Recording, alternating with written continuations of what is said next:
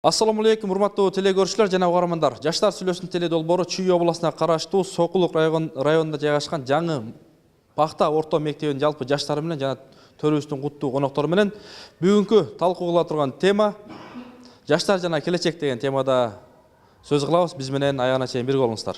Биздин конокторду тааныштырып өтсөк, коомдук ишмер, спорттун чебери Бурхан Молдобаев мырза, кош келдиңиз.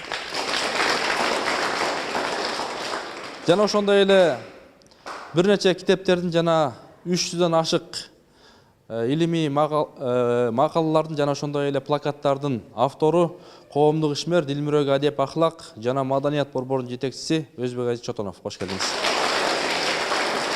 Бүгүнкү тема жаштар жана келечек. Ушул урматтуу жаштар, анда урматтуу агайлар, бүгүнкү биздин жаштарыбыздын келечеги кандай көрүнөт сиздерге? Келечеги барбы же жокпу? Сөз сиздерде. Мен биздин жаштардын келечегинен өтө корком. Кыздардын көбү бузулат, пиво ичет, тамеки чегет. Ар кандай Кытайлардын, дагы бирөөлөрдүн ночной клубунда кызмат кылып жүрөт, жаман кызмат. Балдар болсо лох болот, катынан коргот, катынан таяк жеп ушинтип жүрөт да, ата-энесин бакпай. Ошо келечек ушундай деп ойлойм да мен. Урматтуу жаштар, ушул ойго кандай силердин пикириңер туурабы, туура эмес? Мен кошула албайм. Мен жаштар мондай мотурайган, көзүнөн, жүзүнөн нуру чыгып турган жаштарыбыз бар. Сөзсүз Кыргызстандын дүйнөнүн келечеги бар деп билем да. Билимдүү, илимдүү, 21-кылым интернет менен өскөн жаштар. Мына булар азыр илим албайт, мектепте окуйт, сулууланып эле жүрү. Атасынын акчасын коротуп, биологияны билбейт, окуганы сиология, күйология. Ушу жаштар, кыздар, балдар айырмасы жок. Бирок кыздын эмеси, бир кичинесинен сакталыш керек. Кызды ата-энеси дагы эме кылыш керек. Кызды карабаса, все-таки эме болот. Бирок азыр 21-кылымда кыздар, балдар өз ата-энесине эч качан угушпайт. Наоборот, ага сөз кайтарып угушпайт. Өзүнүн эме калаган мнениясын жасап кетишет да, угушпайт. Ошо өзүнүн калаганын жасаган кыздар, балдардын келечеги барбы? Жок. Без ата-энеси жок, бул келечек болбойт.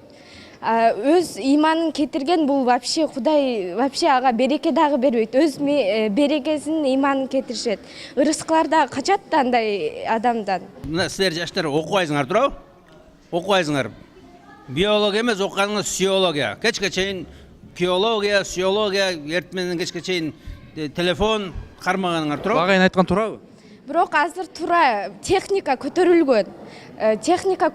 Бирок азыр телефон, интернет зависимый болгон адамгачы. Бирок адам өзүнү управлять этиш керек. Не слишком көп дагы колдонбош керек да бул эменичи. Бирок биздин мектепте окугандар дагы бар, Кудайга шүгүр, өзүнүн иманын сактагандар дагы бар. Мисалы силер, мына азыркы кыздар, силер үй бүлө күткөндү билбейсиңер, жарабайсыңар.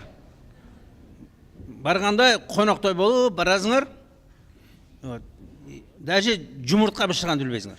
Анан кантип үй бүлө болосуң, кантип келечек бар? Жок, Кудайга шүгүр, билебиз, билебиз биз.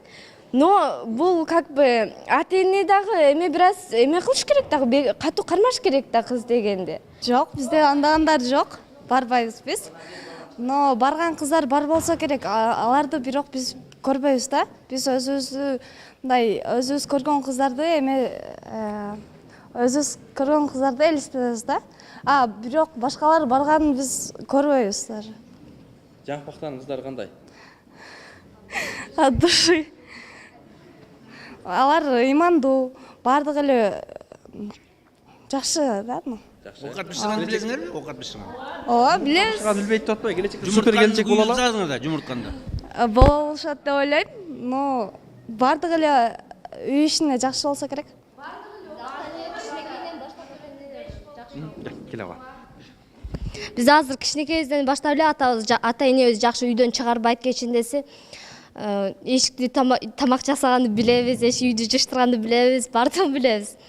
Эшигин көрүп үйүнө өт дегендер сөздөр макал бар. Билесиңер? Билебиз. Демек, урматтуу телекөрүүчүлөр, булар келечекте супер келинчек болот. Ошондуктан бир жакшылап кол чапыңыз.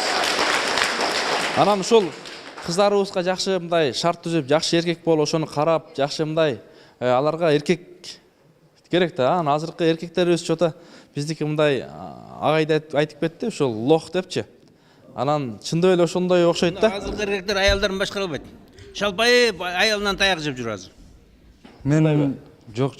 Мен кыздарга кошулбайм, анткени кыздар имандуу дейттер, андай дейттер, бирок мектепте кылаттар ошо ишти. Анан тамак аяк билбейм, анан ошо көз жетпейт кыздарга. Точно мындай айтыш керек да. Ачык. Ишенбейсиң туурабы келечегине? Ишенбейм. Келечекке ишенем го, бирок Жок, булардын келечегине ишенбейсиң. азыр имандуу дейттер, ошо азыр имандуу эместер. Не дегенде нормальный кийинбейттер. Азыр кыздар айтпадыбы? Мынакей жаңы пактанын кыздары мындайча айтканда супер, ат души, мыкты, кыйын деп. Сен кошулбайсыңбы? Кошулбайм. Эмнеге? Анткени Сага кошулбай. мыкты деп, имандуу деп, мындай оронбай андай жүрөттөр да. Биздин мектептеги кыздар сөгүнбөйт, ичсегере ичпейт, дискотекаларга көп барбайт. Бирок балдар сөгүнүшү мүмкүн. Анан бизде Келе барып койсуңар, бираз. кетти бираз. Дейттер ата биз келебиз го, биз көрүлө жатабыз.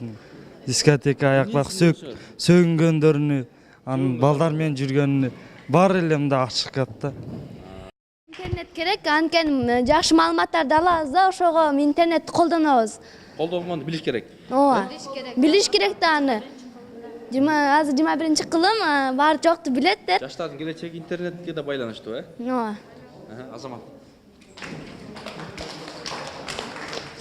Жаштардын келечеги интернетке байланыштуу эмес, ал өзүнө байланыштуу. Азыр Кытай, Кореяда Wi-Fi, интернет дегенди жок да ал жерде азыр. Кече эле новостте көрсөттү жана алар телефонду только керек маалда иштетет, колдоноттор да. Жаштардын келечеги интернетте эмес, ал өздөрүнүн колунда. Ал Кытайда Wi-Fi жок, бу жерде толтура да. Сен баарыңарда бар, тура. Ар кимиңдин 5 жигитиң бар. Жок. 1000ден друзьяңар бар.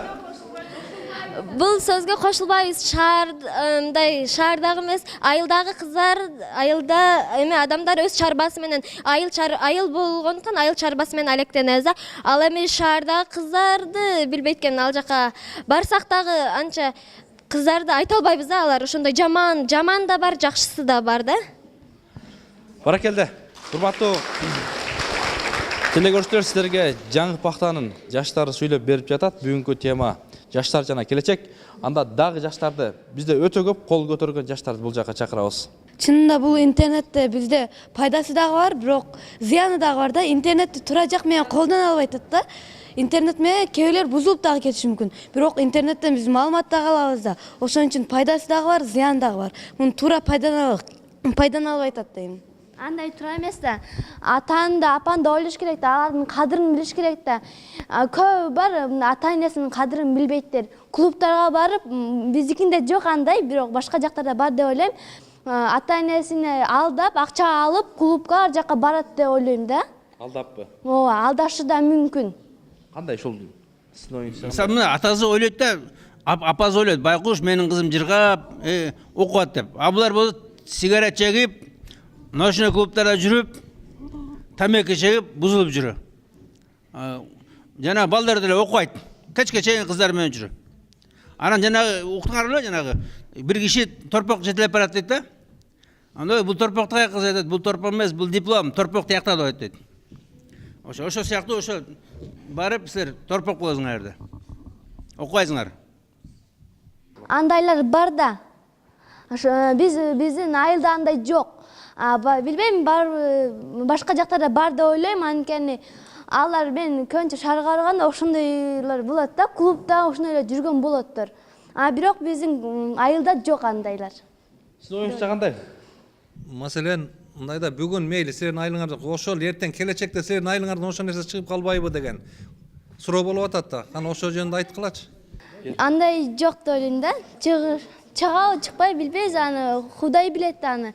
Алла Таала билет аны, биз билбейбиз.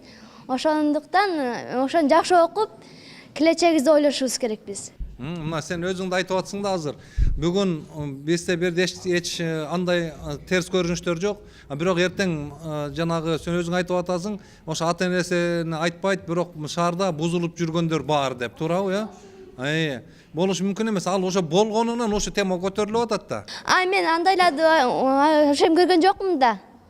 Мен көрбөйм да. Как они все говорят, что у нас девушки и мальчики как не дружат с парнями, а нет, наоборот, дружат они.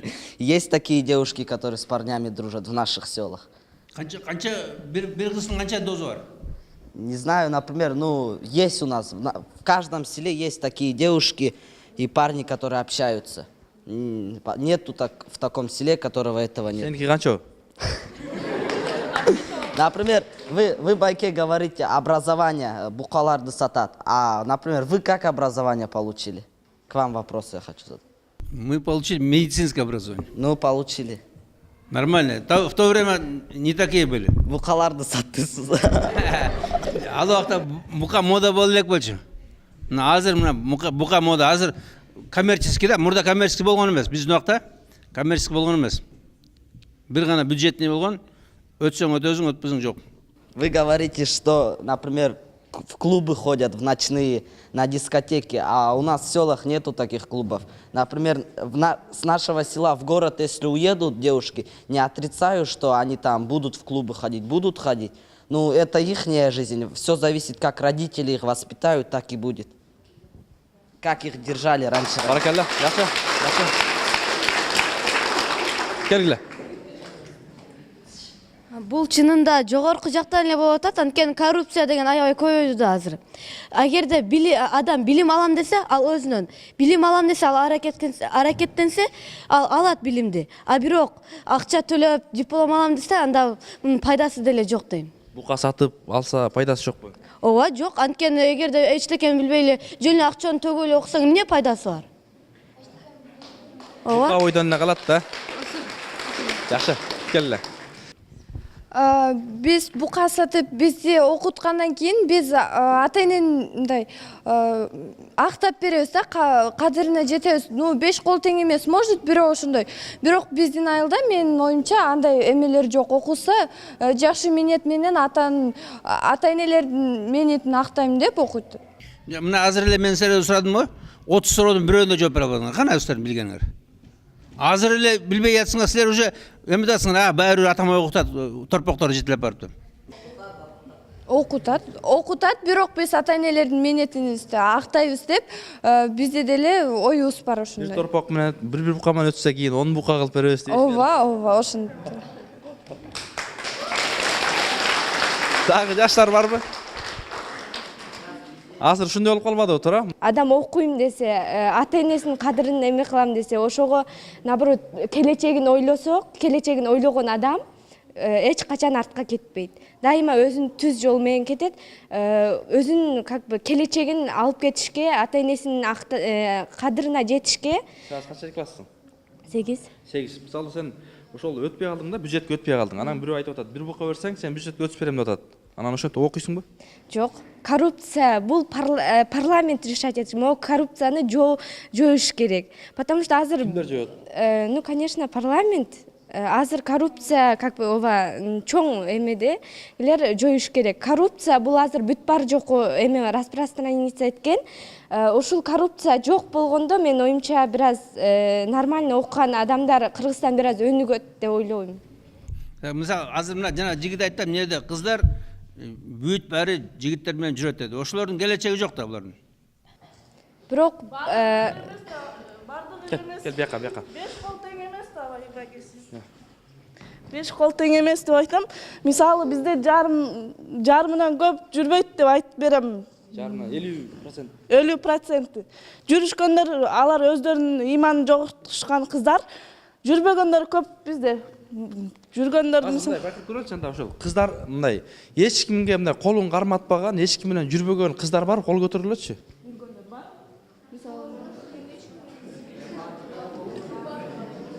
Ой, барды го? 100% өтүп кетти. 5 кол тең эмес да.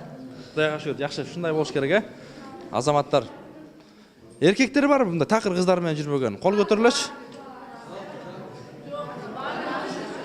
Эркектердин көзү кол жок да. Кол көтөрүлөчү эркектер мында кыздар менен жүрбөгөн эркектер барбы? Жетөө экен. Кудайга шүгүр дейли буга да. Жакшы, анда Байке азыр биздикилер бардыгы эле окуп, жакшы окушат, бардыгы 5-4 чыгып атат көп проценти. Ошо көп эми окугандан, тарбиядан зависит этет деп ойлойм да. Бак ата-эне кантип тарбияласа, кыздарын жакшы оку деп. азыр ага айтат кой. Бир да суроого жооп бере албайдың го мына. Химиядан да, геометриядан да. Анын баары жакшы окуйт десең кандай окурмун? Силер окуй албайсыңар. Силерди жибербеш керек. Силер баары уну полеге айдаш керек. Анан көрчү мына поледе күндө иштесең 800 сом табасың. Атаңарга чоң жерде. Бизде бардыгы толук жакшы окубаса дагы, мындайча айтканда биз полясындагы, окусундагы да кыйратабыз деген ой бар. Эки жагым ба? Атың ким? Адилет. Адилетке ошон красавчиктер эки жагын тең кыйратат, Кудай буйрса. Ушундай келечектүү биздин жигиттерибиз бар, Азамат.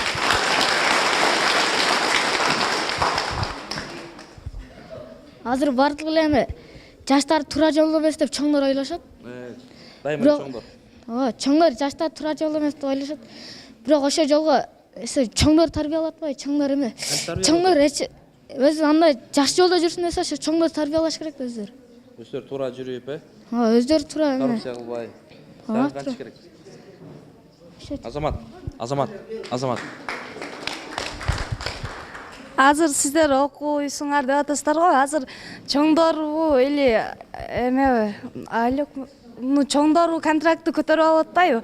Азыр мында айылда бардык адамдар эме эмес да, бирөө мында бир кээ бирлери кедей, мындай кээ бирлери бай, ал кедейлердин балдары күйүмдүү болот да.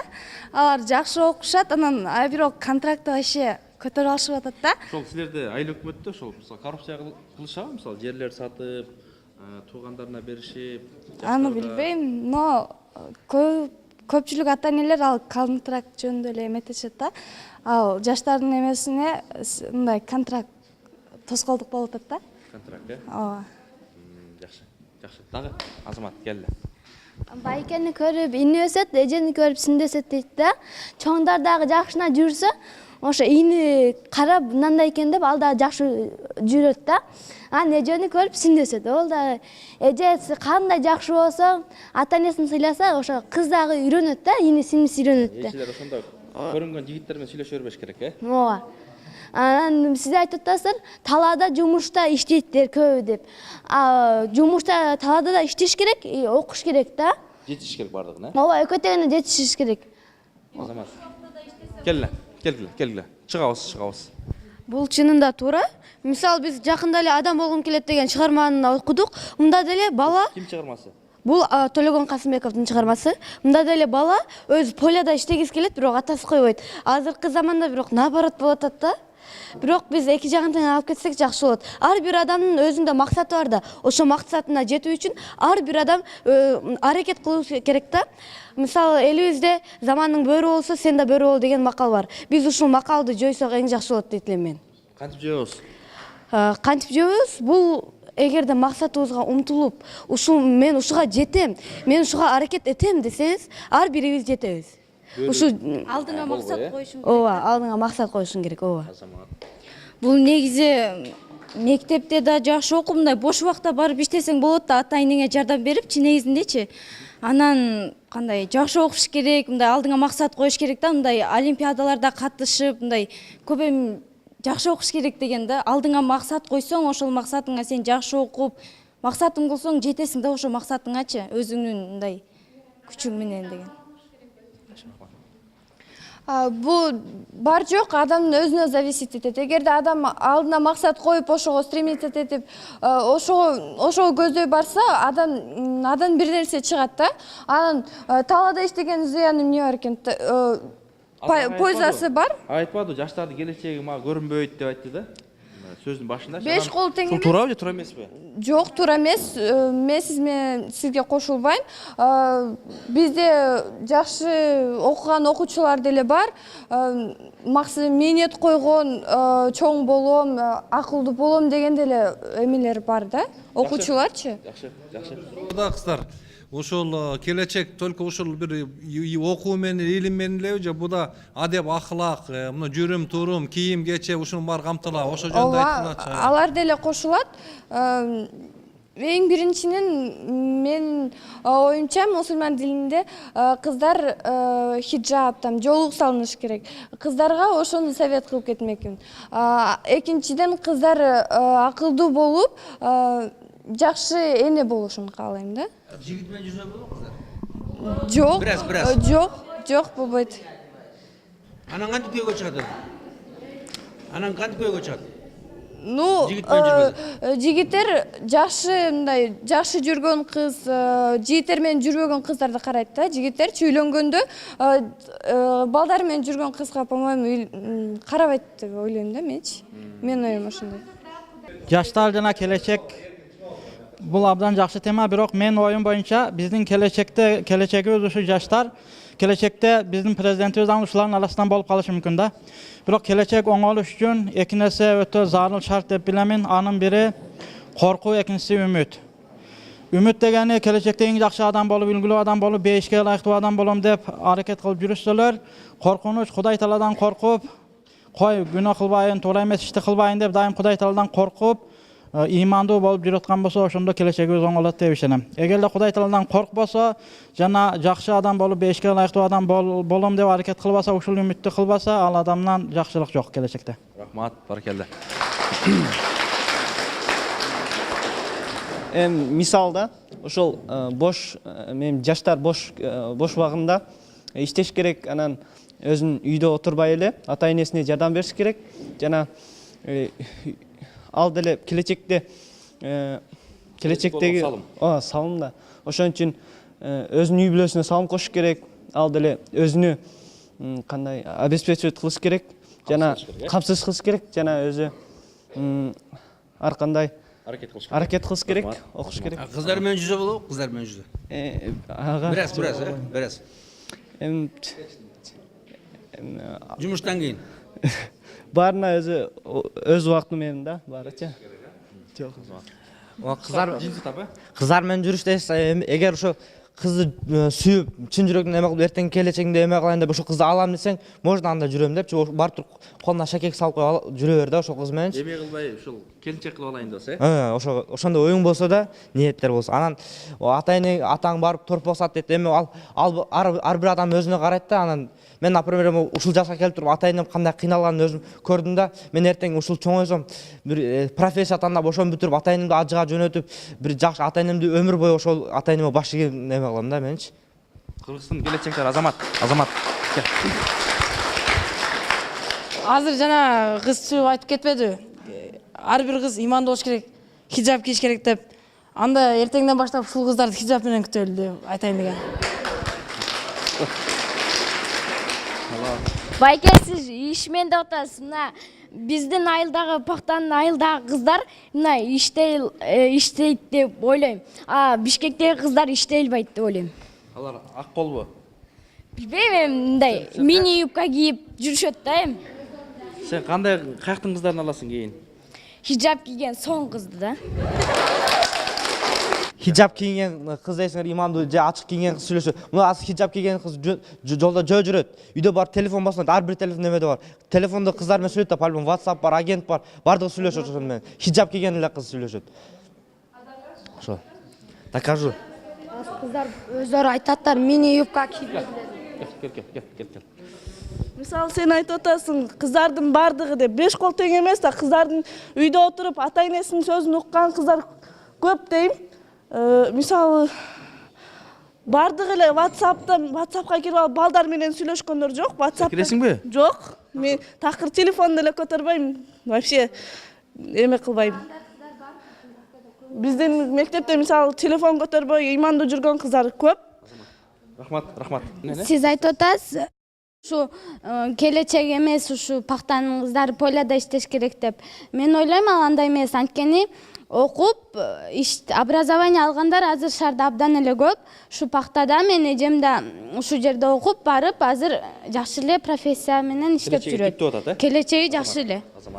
Мен суроо, мисалы мында профессия алгандардын айлыгы аз, 5000 сомго да жетпейт.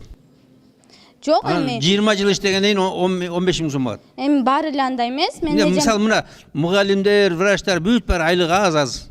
А беде поле иштесең, поледе 10-чы класстын кызы күнүнө 800 сом алат. Ошондо бир айда 24 миң сом алат. А 6 жыл окуган мугалим биринчи жолу барганда 4 миң 5 миң сом алат. Эми баары эле андай эмес да, көп айлык алгандар деле бар. Бирок кичине ошого кичине 1-2-3 жыл иштеп, анан кийин айлыгы ошодон бара-бара көтөрүлөт деп ойлойм. 15 жылда араң 12 миң 13 миң сомго жетет. А силер болсо мына поледе иштесең күндө 800 сом табасың. Бир айда 24 миң сом болот. Эми поля азыр техника эмнетип атат, баары эле келечекти ойлош керек. Келечекте ойлойм, мындай аз болуп, ушу образование алган адамдар көп болот деп ойлойм. Поляда иштегендер дагы адам, эшикте иштегендер да адам, үйдө иштегендер да адам. Мен буга толук кошулбайм да сиздин айтканыңызга. Адам өзүнүн өмүрүндө өзгөртүүгө тийиш да, адам өзүнүн өргөнгө. Мисалы, тышы жылтыраак, ичи кылтыраак, ичи жылтыраак, тышы кылтыраак болгону мүмкүн. Тышы жылтыраак, ичи кылтыраак сиз жанатан бери жана айттыңыз. Ошо биз жака көрсөттүңүз да, ушул жаңы пактан кыздардын келечеги жок дейт. Мен буга толук Мисалы мындай да, айылда жүрсөм мындай жаман киши болобу. Бардык эле адам. Жакшынакай эле болот, эмне баарыңар шаарга барасыңар? Шаарга барбаган ушул жердеги Айылда ата-энеңердин баары жакшынакай адамдарбы? Жакшынакай адамдар 5-тен 6-дан баласы бар. А силер шаарга барасыңар, анан кийин бирде бала тубайсыңар.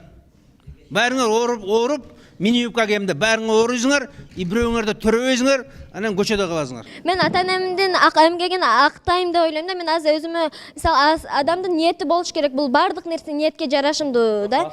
Рахмат, чоң рахмат. Келиңиз эже. Акыркы микрофон. Акыркы, келиңиз. Саламатсыздар.